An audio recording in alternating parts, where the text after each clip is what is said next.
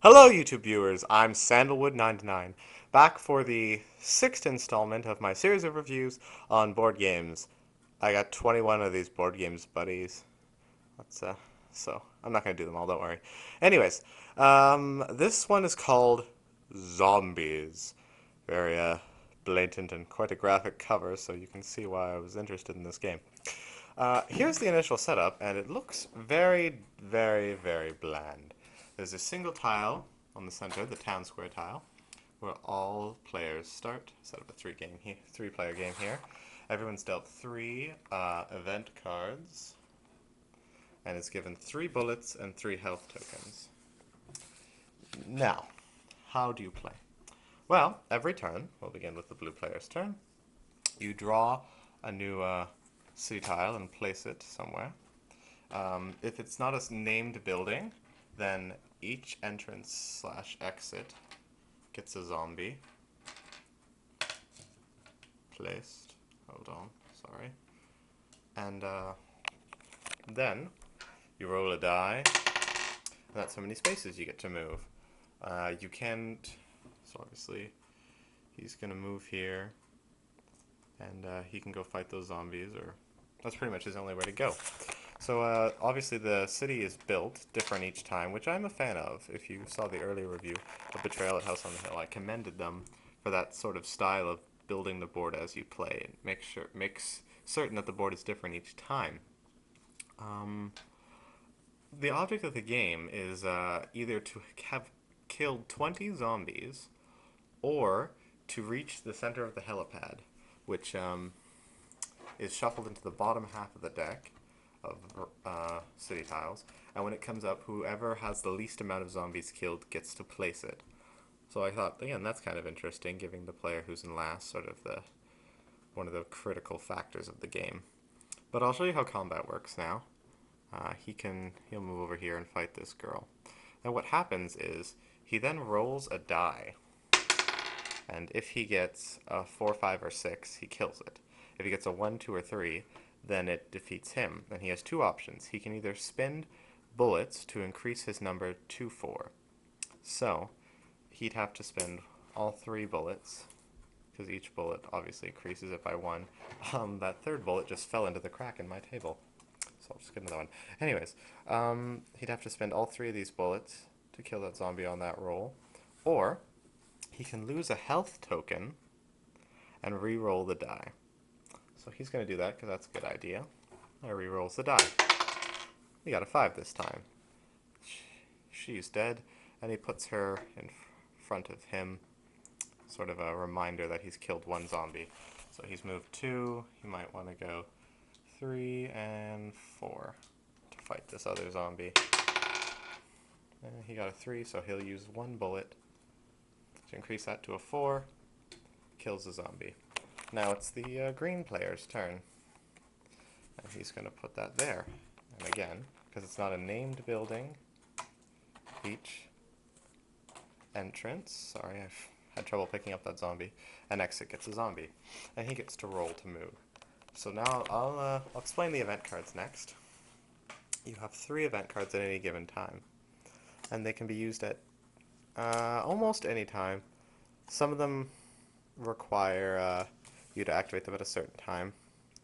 And see, these 2 are just like they're, as the name implies, they're events. They have an effect, and that's really all there is to them. But some of these cards are actually items. Like this one says, play this card in front of you when you are at the skate shop, and you may add 2 to all your movement rolls. This skateboard is considered a weapon. So essentially, what you have to think about this is if you can find the skate shop, you can pick up a skateboard and get a +2 movement. And you keep that pretty much indefinitely unless you die. And at the beginning of your turn, if you don't have 3 event cards, you can draw more until you have them. And so the game goes on, and one of the things about this game is you're going to die. If you have to give away your last health token, then you get sent back here, and you have to give up half, rounding up, I believe, of your zombies. So if blue player died now, he'd just have to give back the 1 zombie. But if you have like 18, you're getting close to winning, and then you die, you'll have to give up 9 of them. And then you restock to 3 bullets and 3 health items. Any weapons you have, like this skateboard, for example, or there's chainsaws and etc., etc., you have to discard, and they go away. So, the real question, I suppose, is this game any fun? It's difficult to say. I got this game for Christmas from my Secret Santa, and I played the first game with myself, my brother, and 2 of my cousins, and to be honest, it's odd, because it started off, and you don't really, you lack a focus at the beginning of the game, especially when you go first. There's literally this question of, what should I be doing?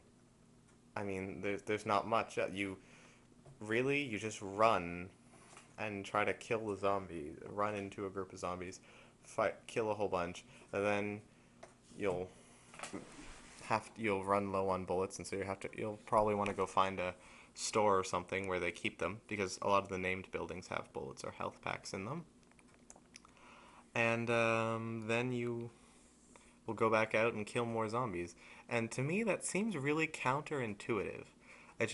A lot of the other zombie themed board games that I either own or, well, I actually only own one other one, Mall of Horrors, but the ones that I've seen, they kind of discourage just randomly barging in and fighting the zombies. The survivors usually have to fight sparingly and escape slowly and barricade themselves somewhere safe. But this game, there's none of that. And the other thing that's odd is there's like no penalty for dying. In fact, I've been in a position once where I had like 1 bullet and 2 health packs, and the health pad was way on the other side, and I literally had it was beneficial for me to die, because I would regain health and bullets, and I'd actually get sent back to town square, which was closer, and there were less zombies in the town square. So that just seems odd to me. That said, it is simple to pick up and play.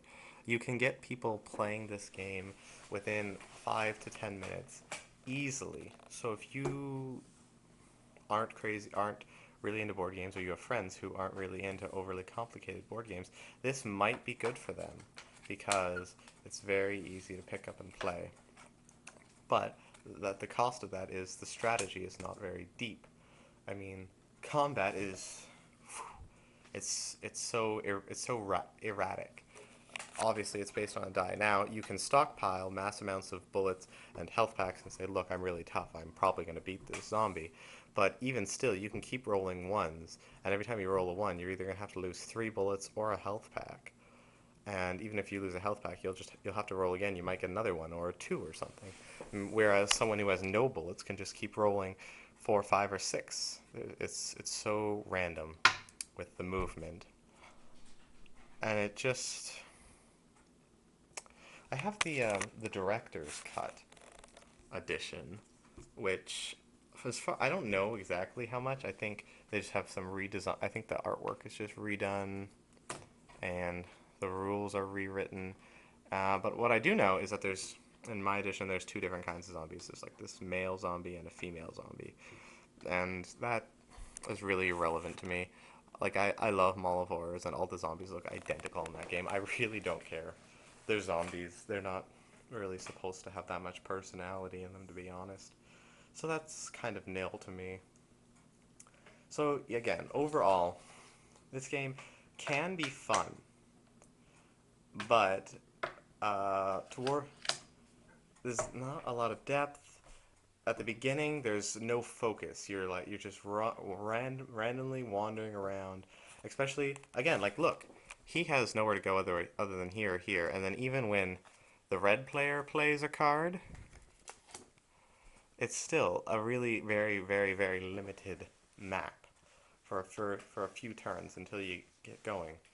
And then toward the end, what I found happening in 3 of the 5 times that I've played it is there's a huge mass of zombies blocking your way to the helipad, and literally it was run toward them, kill as many as you can, then die and get sent back, and then another person will have made it a little bit farther than you because you've killed the zombies.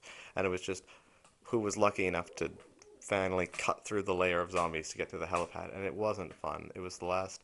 It was only like 20 minutes, but it felt like 5 hours we were doing that, and that's not fun at all. Oh, I forgot to mention that after Blue has his turn, he rolls and he moves uh, this number of zombies. So he rolled a 1, so he gets to move 1 zombie, 1 square. So he'd probably do something like that. If he, if you roll something like a 3, you can't move 1 zombie 3. You have to move 3 zombies 1 each, and there can't be more than 1 zombie in a square. Anyway, so again, they try really hard with the item cards, with the helipad being placed by the person in last, with the moving of the zombies. They try to add little areas of strategy. And even these tiles, this tile, it's kind of a neat idea. You know, you can either spend a few bullets to kill the zombie for sure, or spend 1 health pack and take a chance on re-rolling. That's kind of a neat idea in concept, but it's not enough. It's not enough to call this a strategy game. It's still sort of goofy and silly, and you don't take yourself seriously when you play this game, which is what people want. But I think you know what? Ultimately, I think the reason I have such negative feelings toward this game is because it's expensive. I said I got this as a gift, and it was, but every place I've seen this, Chapters, Kohl's, Mind Games, Calendar Club Plus, that one place in the Eden Center that closed down, it's always GNU Books. It's always been no less than $30, and really, this game is worth 15. Like if this game was 15 bucks and it's just something you kind of saw and was like, that looks neat, I'll pick it up, it's only 15 bucks. It would strike me as a lot more fun just because it's only 15 bucks. But 15 bucks, I mean, the cards, the artwork is nice, they're sturdy, the models, um, there's one where I'm not gonna find it, but there's one derp zombie where she's like bent over and doing the Matrix or something. But I mean, the models are fine, they're sturdy, even if they're not very original. I would have liked the characters themselves, the individual men, to have different appearances, but other than that, I'm not really picky on the aesthetic of the board game. But just overall, it's not a very deep experience. So it's not worth all that money or all that time. I think I'm going to give this a 6 out of 10, and see you later.